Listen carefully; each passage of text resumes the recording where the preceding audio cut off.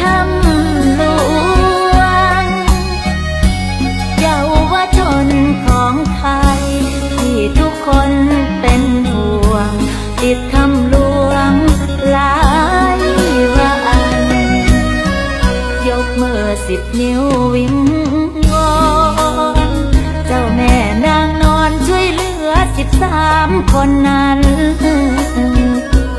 ทั่วไทยตั้งตารอคอยกดดันทั้งทีมจงรอดปลอดภัยด้วยนะ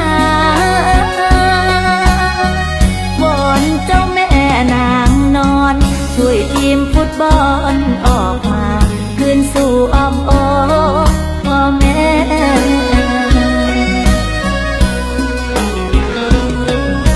วอนทุกหน่วยช่วยเหลือตามให้เจอวอนทุกทีมเดินอย่าพากันท้อแท้ช่วยอย่างเต็มที่ช่วยทุกนาทีอย่าอ่อนแอเจ้าป่าเจ้าเขาถ้ำหลวงวอนช่วยดูแลลูกวอ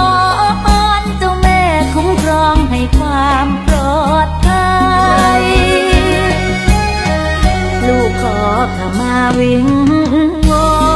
นเจ้าแม่นางนอนให้ปล่อยทั้งทีมไว้ลูกขอขมาแทนน้องทุกคนถ้าทำผิดไปหลายคนร้องไห้กับทีมฟุตบอลติดถ้ำหลวงห่วงจังทุกคนยังอ่อนวอนเจ้าแม่นางนอนช่วยให้รอดปลอดภัย